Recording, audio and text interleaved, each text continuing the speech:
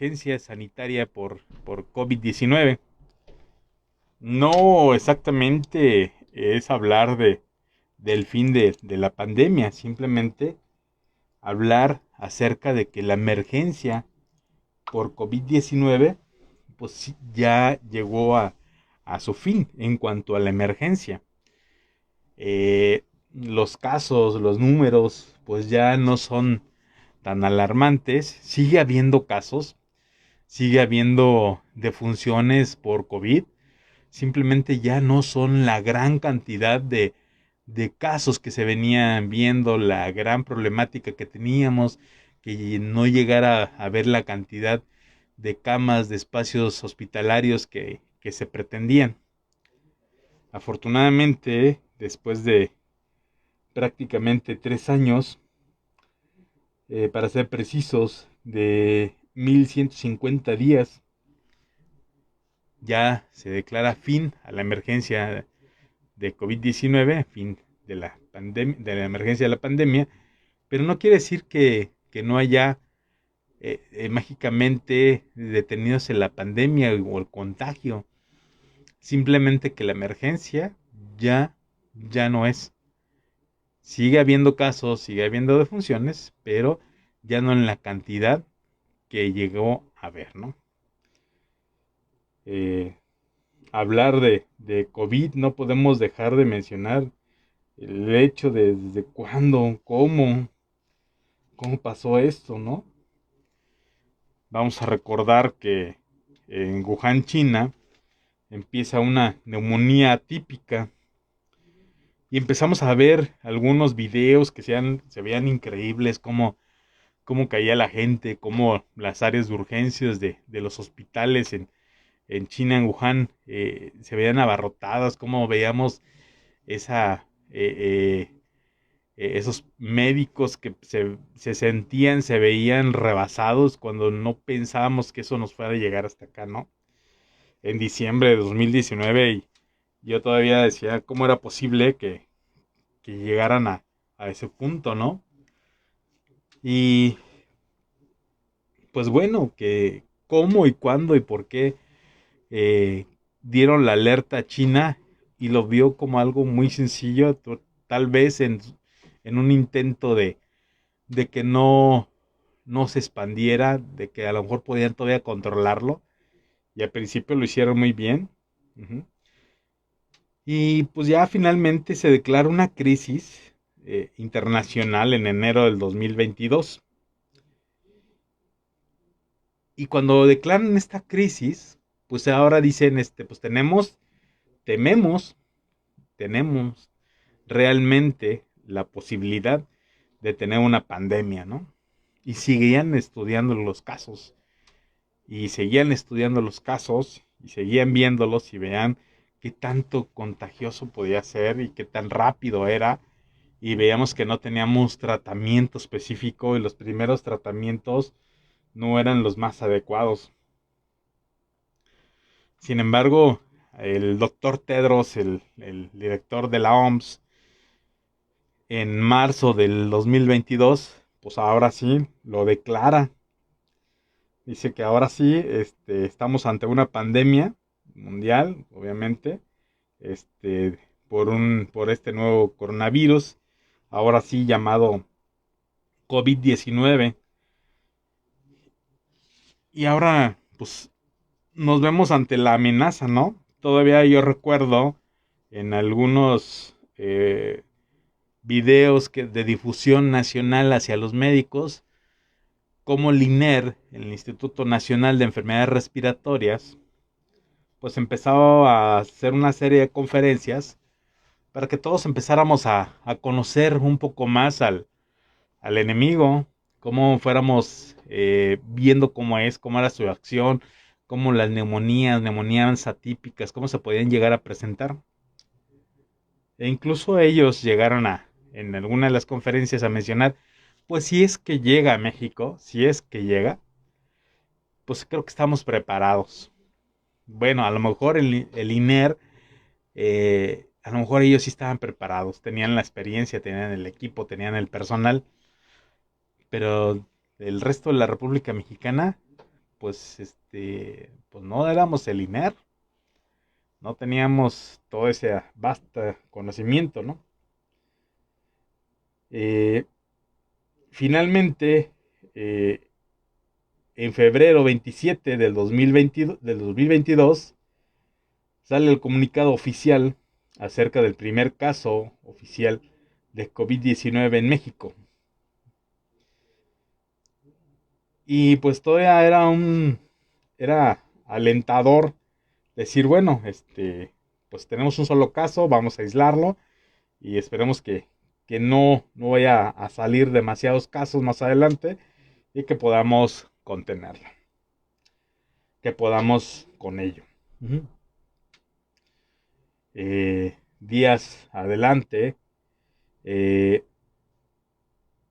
el mismo doctor Hugo López Gatell hace una estimación con los pocos datos, los pocos números que tiene, y nos dice que su estimación, la estimación tentativa de defunciones en el 2022, cuando esto tenía apenas unos pocos datos, lo estima en 660,000 defunciones, únicamente 60,000 defunciones, como los datos de más mal pronóstico.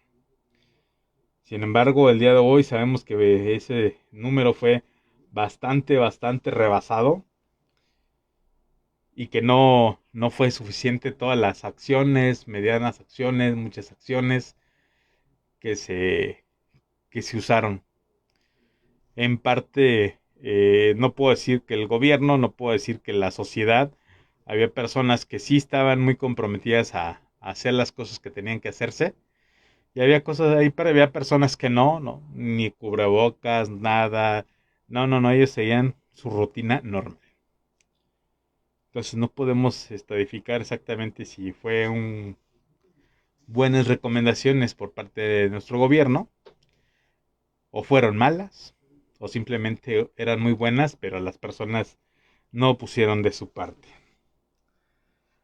Sin embargo, al pasar del tiempo, pues empezábamos a ver que había cierta posibilidad por gobierno de México de decir, vamos a empezar a hacer unidades de reconversión.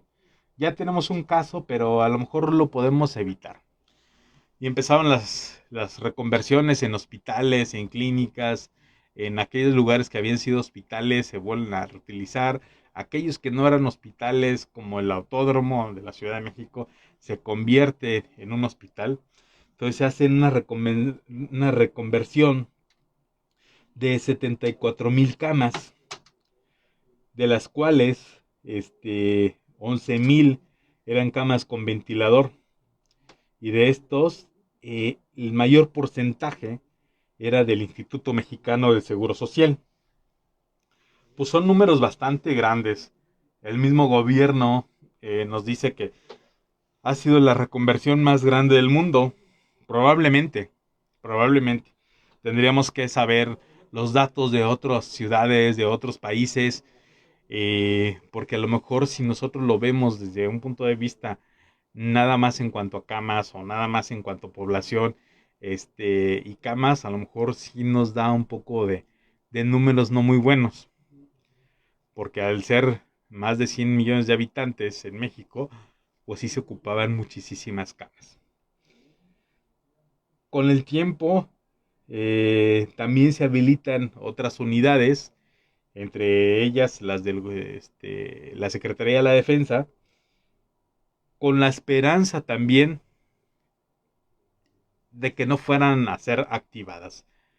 El gobierno federal, en sus mismas instalaciones militares, reacondiciona, reconvierte unidades de alojamiento militar para hacerlas unidades de terapia intensiva, unidades de aislamiento y unidades hospitalarias.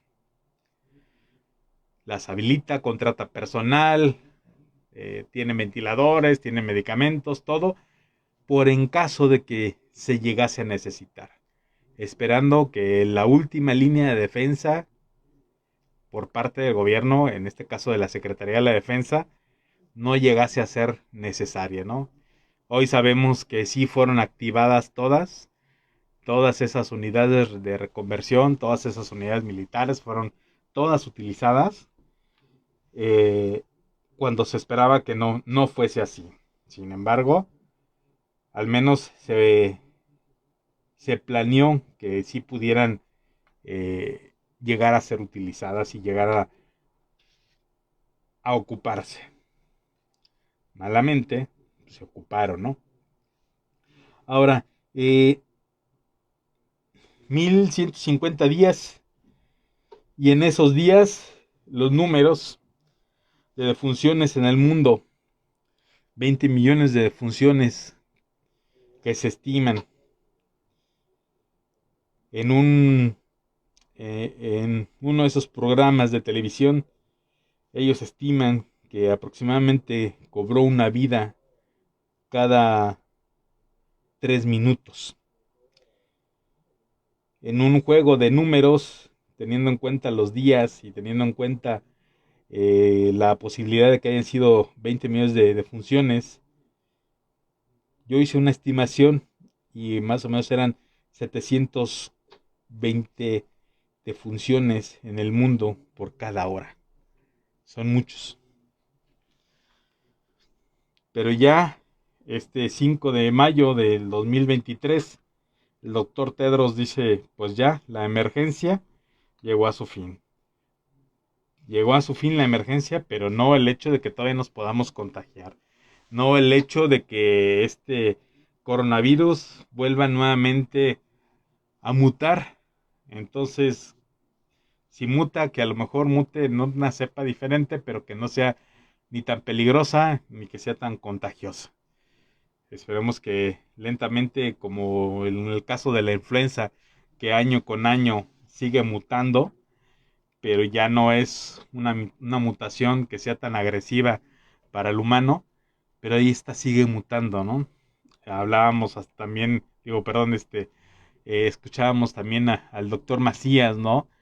Que hablaba de la influenza y que hablaba de H1N5, y que ya también estaba viéndose en algunas aves, ¿no? Y que a lo mejor era cuestión de tiempo, de cuánto tiempo, 20, 30, 50, 100 años, no sabemos que vuela a cambiar al ser humano, que ahora este nuevo influenza se pueda contagiar el humano y que a su vez vuelva a provocar un problema como pasó con lo de la influenza. Entonces hay que entender que las medidas de prevención también llegaron a quedarse. Sabemos que el coronavirus llegó a quedarse, sabemos que vamos a tener que coexistir con él, sabemos que vamos a tener que tomar medidas necesarias precisamente para no contagiarnos, y podemos seguir haciendo nuestra actividad, ¿no? A lo mejor ya no usamos el cubreboca en todos los lugares, en todos los eventos, pero si hay un evento al que vamos a ir, que es un lugar cerrado donde hay mucha gente, a lo mejor ahí convendría que tú sigas usando tu cubrebocas, ¿no? Yo creo que nadie te va a decir que no lo uses. A lo mejor habrá alguien que diga, oye, pero ya no hay coronavirus. No, coronavirus sí hay. Lo que hay es que ya no es tan peligroso actualmente. Pero no quiere decir que también pueda llegar a mutar y otra vez volvamos a tener un problema, ¿no? Dentro de estas 6 olas que tuvimos de coronavirus, de COVID-19, pues vimos que a todo mundo nos afectó, a todo mundo. Apenas estamos en el recuento de los daños, apenas estamos haciendo ya estrategias, apenas estamos viendo y dejando evidencia y datos de qué hacer, qué no hacer, ver en qué nos equivocamos, ver que la cadena de suministros era la adecuada, no a la adecuada, tener equipos de protección para esos primeros momentos. Entonces va a haber muchas cosas que van a ir teniendo que cambiar y algunas que van a tener que permanecer, ¿no? Yo estoy seguro que no nos van a limitar el hecho de que tú puedas seguir yendo a algún lugar público usando tu cubrebocas, porque a lo mejor dices, bueno, yo no quiero ahora enfermarme. ¿Cuántas veces en algunas ocasiones hemos estado en alguna reunión o con compañeros de trabajo y alguno trae una gripita, alguno anda enfermo de enfermedades respiratorias y a los 2, 3 días otra persona también y siempre decimos, es que fulanito lo contagió.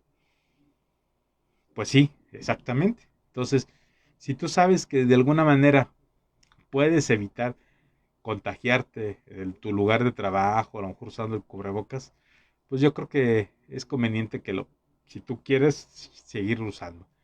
El lavado de manos constante, el uso de gel, eso también llegó. No sabemos el día de mañana o en qué tiempo se va a volver a suscitar otra pandemia. ¿Se va a suscitar? Sí, eso es seguro. ¿Cuándo? No lo sabemos.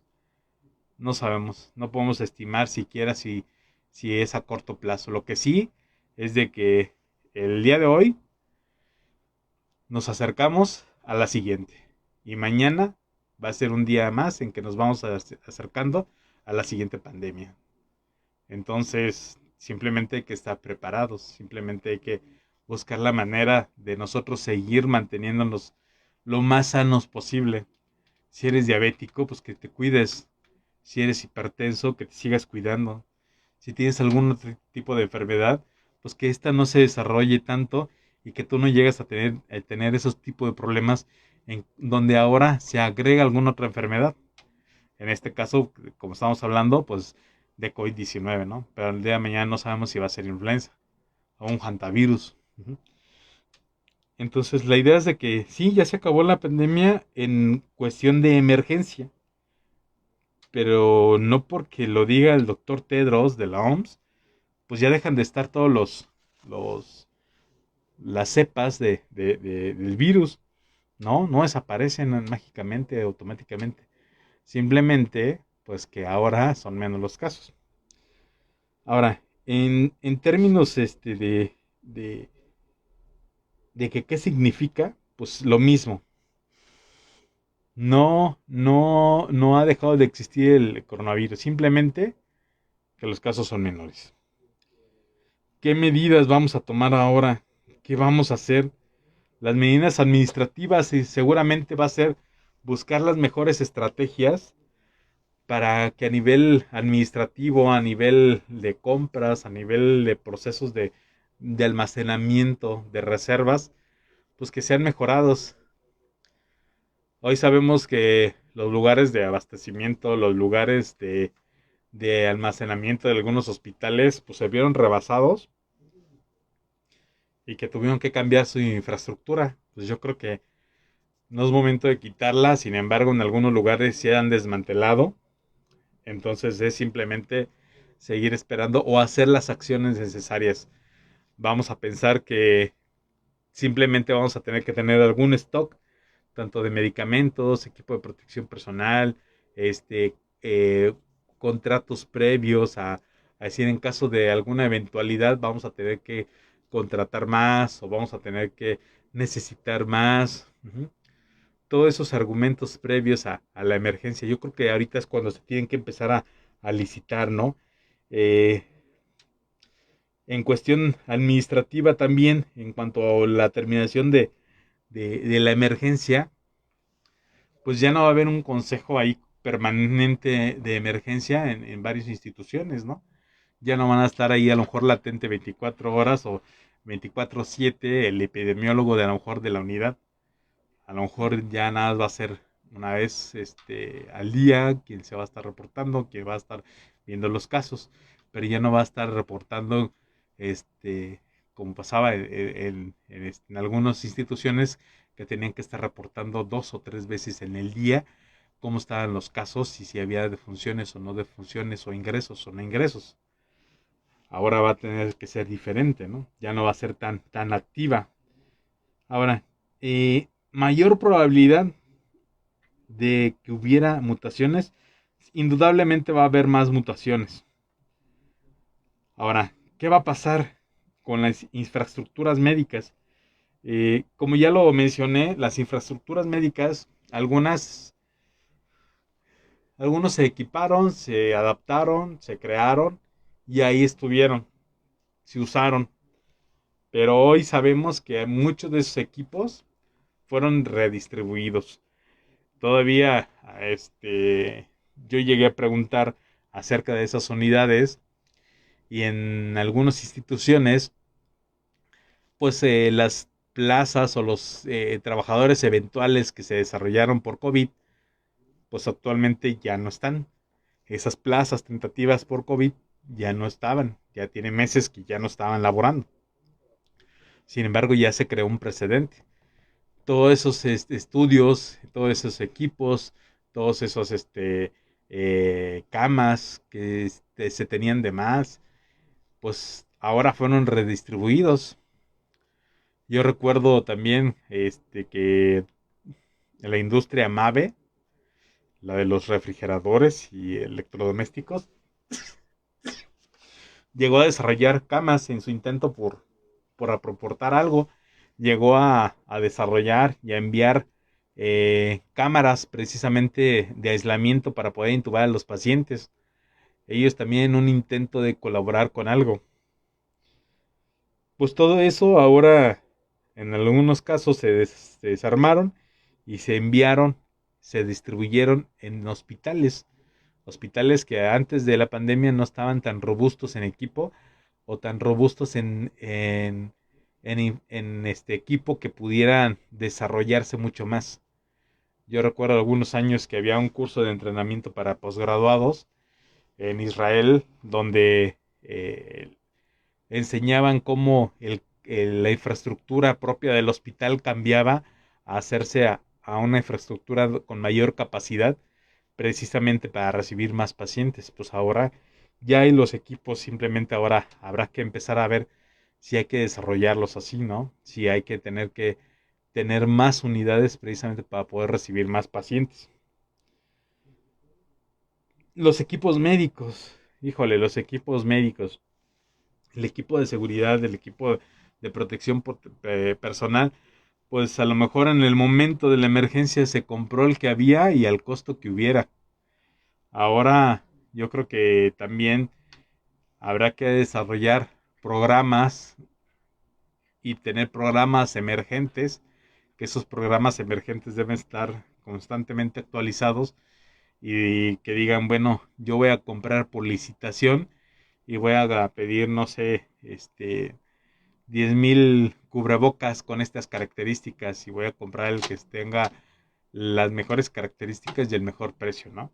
¿Por qué? Porque si no son 10,000, ¿no? Y a lo mejor 10,000 nada más es para unos días, pero a lo mejor en otra unidad tiene otros 10,000 y así sucesivamente, hasta tener una buena capacidad precisamente para enfrentar la siguiente pandemia que se llegase a ocurrir, bueno, que se va a ocurrir. En el aspecto de los fármacos, de los medicamentos, pues también de igual manera habrá que hacer consciente y tener un stock de cuáles son los medicamentos que en caso de que sea otro COVID, otro coronavirus, perdón, otra influenza, un hongo o algún otro agente patógeno, que nos pudiera llegar a convertirnos en una pandemia, pues tener más o menos el stock básico de lo que deberíamos de tener como mínimo para atenderla en los primeros días y que no nos sorprenda de esta misma manera. En cuanto al personal médico, pues también toda la experiencia que se recobró, toda la experiencia que se obtuvo de atenderlos, de estar ahí. Yo creo que pues todos tenían un plan, todos tenían un plan emergente de cómo desarrollar, cómo crear, qué hacer durante una emergencia de ese tipo, pero pues todo era en papel, todo era en bocetos, todo era en esquemas y a lo mejor en esquemas ahí se veía muy bonito decir, no, pues vayan a llegar los suministros y de aquí se va a repartir a tal lugar y de tal lugar se va a llevar a tal punto. Pero ya cuando vimos la realidad, vimos que a veces los tiempos de entrega de los suministros pues no era la ideal, no llegaban en tiempo y forma. Entonces habrá que ver otro tipo de estrategias. Yo creo que también para el personal, las personas que se encargan de construir, dar mantenimiento a los hospitales, pues yo creo que ahora van a tener que crear y construir hospitales mucho más robustos. ¿Y a qué me refiero con mucho más robustos? De que ahora, pues que van a tener que hacerlos con mayor capacidad. En el caso del oxígeno, yo recuerdo que en un tiempo nos llegaron a reportar que las tuberías, teníamos que cuidar las tuberías del flujo del oxígeno, porque era tanta la demanda y tanto el flujo del oxígeno que se llegaban a congelar. Y hubo unidades que se les congeló por completo y tuvieron muchas defunciones, no, no por la falta del personal, la falta del equipo, la falta de haber pensado en una situación de estas, donde fuera mucha la demanda y mucho el flujo y que no hayan previsto que se iba a congelar y se iba a tapar esa línea de oxígeno. Entonces, para los que ahora van a construir, habrá que pensar en esas posibilidades de que ahora a lo mejor se va a tener que normar también como parte de una necesidad en caso de emergencia que ya estén las instalaciones adecuadas y que estén las instalaciones listas por en caso de que hubiera demasiada necesidad. En el caso también de algunos equipos que a lo mejor tentativamente no los usamos tanto, o sí los usamos, o a lo mejor los pequeños detallitos que llegan a tener, como los ventiladores, a lo mejor constantemente vamos a tener que estar teniendo cursos ahora, teniendo cursos, no sé, cada 4 años, cada 5 años, del manejo del ventilador, el manejo de situaciones de crisis, cosas así, precisamente para siempre estar en un estado de alerta, para cuando se llegue a presentar nuevamente una pandemia como esta. Eh, en el caso también del hecho no nada más del transporte, ahora de la atención, pues no todos los lugares tenían unidad de terapia intensiva, y los lugares que tenían unidad de terapia intensiva, pues simplemente a veces estaban completamente llenas. Entonces, también mantener una unidad de terapia intensiva, pues es costoso, y es bastante costoso. Entonces habrá que también ver y destinar recursos, ¿no? Porque también no podemos pensar que todo el recurso se va a ir en un momento dado y que ahora al país finalmente lo vas a hacer gastar, a lo mejor en un estado de emergencia al precio que te lo den, y que finalmente después pues habrá que pagar todo eso, ¿no? Y llevar a una economía pues no muy agradable. Entonces van a haber muchas cosas. El fin de la pandemia nos va a hacer revisar todo, nos va a hacer cuestionarnos nuevamente, ver qué funcionó, qué no funcionó, como también vimos los tratamientos que nos mandaban de Europa, tratamientos que nos mandaba la OMS, tratamientos que nos decían, sabes que esto no está funcionando bien, y que teníamos que modificarlo. Simplemente no decíamos, sabes que este medicamento, que es el ideal, lo estoy utilizando, no me está funcionando, lo voy a cambiar. Y lo cambiamos. Actualmente ya se tiene más experiencia, ya se sabe más, ya se tiene más conocimiento en qué momento entubar, en qué momento extubar al paciente. Ya tenemos que hacer todo ese recuento, toda esa información, toda esa experiencia. Es el momento ya ahorita que tenemos el fin de la pandemia como emergencia, empezar a sentarnos y empezar a hacer el plan para la siguiente. Afortunadamente también muchos médicos jóvenes estuvieron, y yo espero que no lleguen, no les toque ver la siguiente pandemia, pero si es así, que tengan la experiencia ya de esta, y que esto les ayude a ser los siguientes líderes para que ellos tomen mejores decisiones, y que haya una atención y una pérdida de vidas mucho menor que la que tuvimos, ¿no? Digo, no son números agradables en México, al menos más de medio millón de defunciones en México por COVID-19, pues no es nada bueno. Ser el país en el mundo con el que tuvo más defunciones del personal de salud, pues también no es bueno, ¿no? Yo creo que también hay que valorar ese capital humano que se tiene, pero también buscándolo la manera de que esté entrenado y que esté cuidado, no podemos enviarlos nuevamente a los pabellones para cuidar a los pacientes con el riesgo de que se contagien y con el riesgo de que finalmente no sobrevivan. Qué lamentable que estando precisamente a un lado de un país tan industrializado como Estados Unidos, nosotros hayamos tenido las cifras más altas de defunciones del personal de salud. Ellos, pues se metieron sabiendo que por la posibilidad de contagiarse, ¿no? Y que al principio, antes de que llegara la vacuna, pues no era una seguridad de salir bien. Sin embargo, pues muchos sobrevivieron, muchos no se contagiaron y algunos ya con la vacuna pues, con más tranquilidad. En cuanto a la vacuna, después de la emergencia, bueno, pues se va a tener que integrar al Programa Nacional de Vacunación y nuestra vacuna va a tener que seguir evolucionando. Sabemos que ahora nuevamente ya somos productores de vacunas.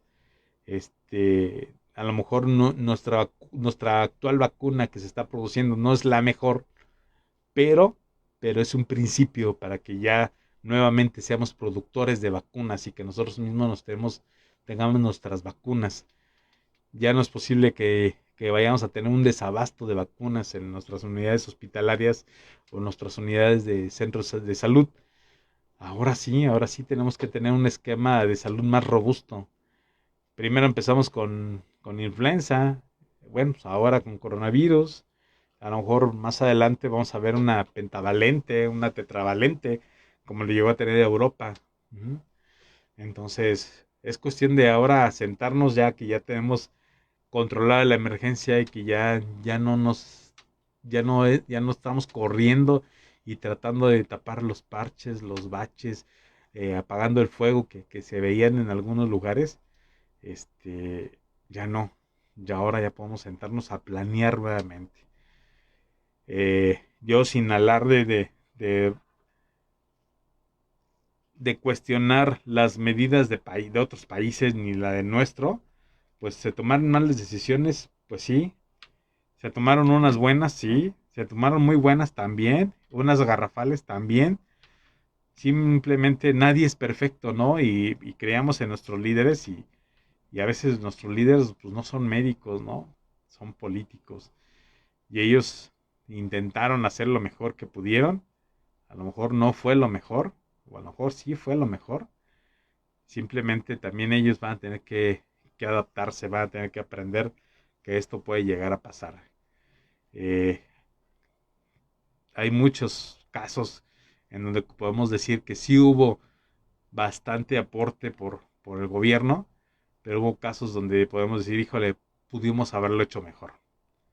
Y en el pudimos haberlo hecho mejor es el día de hoy sentarnos y decir, como gobierno, administrativamente creo que fallaste en esto y en la siguiente, porque va a pasar la siguiente, va a llegar una nueva pandemia, en qué tiempo no lo sabemos y de qué no lo sabemos, pero en la siguiente, que ya no se tomen estas decisiones que fueron mal tomadas, que a lo mejor cobraron vidas.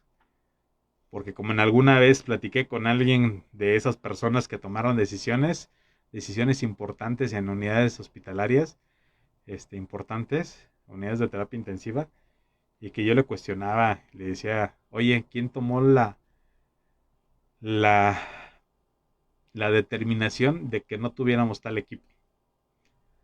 No, pues yo. Ok, y ahora estamos pagando ahorita la necesidad de ese equipo y lo ocupamos. Y estábamos sobresaturando otra unidad que sí lo tenía. Y que a lo mejor en su tiempo y forma si hubiéramos dicho, bueno, pues que lo tengan y a lo mejor no se usa, pero que lo tengan. Y, y que ya no se tomen esas faltas de decisiones de decir, no, no lo van a necesitar, no lo van a requerir, no, más bien tenerlo y a lo mejor entrenarlos para que posiblemente no se use. Hay muchos datos, hay muchas cosas que podríamos seguir hablando de esto, sin embargo, todo queda en medio tintero porque es apenas muy temprano para empezar a ver qué se hizo, qué no se hizo bien, qué nos ayudó y qué no nos ayudó. ¿Qué debemos hacer nosotros como ciudadanos en la siguiente pandemia? Pues cuidarnos y seguir los lineamientos lo mejor que podamos. En lugar de eh, ser parte del problema, al contrario, buscar el ser parte de la solución. Si de mí me toca cuidarme, pues cuidarnos, ¿no? Y como ya lo mencioné, si tienes alguna enfermedad, pues cuidarte, que en tu enfermedad no se complique para que después cuando tengas alguna otra enfermedad infectocontagiosa, pues no se te complique más. Yo sé que a lo mejor no se tuvo todos los mejores medicamentos y que algunos interactuaban con algunos otros medicamentos que tenía el paciente, pero se tomó las medidas y se usó lo que se tenía que usar y se usó lo que había. Entonces, aquí también no nada más todo cae sobre la responsabilidad del gobierno, sino también nosotros aportar lo que nos toca. Si nos dicen, cuídate más las manos, lávate más las manos, evita las infecciones cruzadas, habrá que evitarlas. No podemos olvidar tan rápido el hecho de que acabamos de sobrevivir algunos, muchos, una pandemia donde a todos, yo estoy seguro que a todos, de alguna otra manera, les tocó, los hirió. Entonces, no podemos decir, ya pasamos de esto, ahora sí, todo sigue igual, como cuando no había el COVID, como cuando no estaba el coronavirus activo. No, no, yo creo que la persona de hoy, con el conocimiento de hoy, con la madurez de hoy, tiene que ganarle en conocimientos, en educación y en sobrevivir a la persona que éramos en diciembre del 2020. La persona que hoy eres tiene que ser mejor y tiene que poder sobrevivir mejor en una pandemia que la persona que eras en el 2019. Bueno, hay mucho que hablar, pero hablar nada más de un solo tema es profundizar demasiado. Si hablamos de los puros medicamentos, es hablar demasiado. Si hablamos del equipo de protección personal, es hablar demasiado. Tenemos que tenerlo. Tenemos que pensar en la posibilidad. No podemos hacerlo a un lado. El que no piensa en eso, seguramente jamás lo va a ver. Antes de entrar a cabina, platicaba que había ciertos equipos que nosotros no queríamos usar porque sudábamos demasiado con esos equipos, salíamos demasiado empapados, eran muy incómodos. Ajá.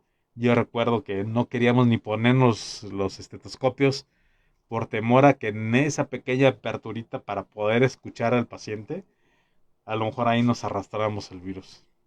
Hoy sabemos que sí hay que tener niveles de seguridad alto y conforme vayamos viendo cómo evolucionan las pandemias, ir, ir adaptando lo que más se adapta o lo que más sirve para ese caso en particular.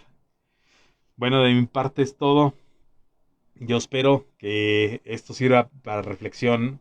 Yo espero que los números que hablamos aquí, que la verdad son muchos, y que la verdad el simplemente hecho de decir que había una defunción cada 3 minutos se queda corto.